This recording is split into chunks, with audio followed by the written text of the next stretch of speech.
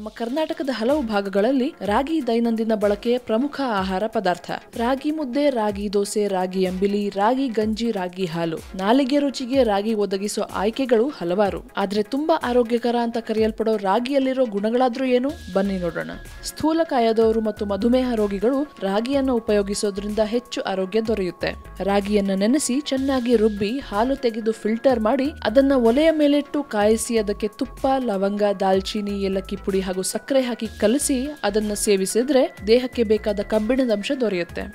ರಾಗಿ ಹಿಟ್ಟು, ಅರಿಶಿನ ಪುಡಿ, ನೀಲಗಿರಿ ಸೊಪ್ಪನ್ನ ಕೆಂಡದ ಮೇಲೆ ಹಾಕಿ 5 ರಿಂದ 10 ನಿಮಿಷದ ಕಾಲ ಅದರಿಂದ ಬರೋ ಹೊಗೆ ಸೇವಿಸೋದ್ರಿಂದ ನೆಗಡಿ ನಿವಾರಣೆ ಆಗುತ್ತೆ. ಹುಣಸೆ ಹಣ್ಣು ಕಿವುಚಿದ ನೀರಿಗೆ ಬೆಲ್ಲದ ಪುಡಿ, ಹುರಿದ ರಾಗಿ ಹಿಟ್ಟನ್ನ ಹಾಕಿ ಕಲಸಿ ಬೆಳಗ್ಗೆ ಹಸಿದ ಹೊಟ್ಟೆಯಲ್ಲಿ ತಿಂದ್ರೆ ಪಿತ್ತ ಕಡಿಮೆ ಆಗುತ್ತೆ.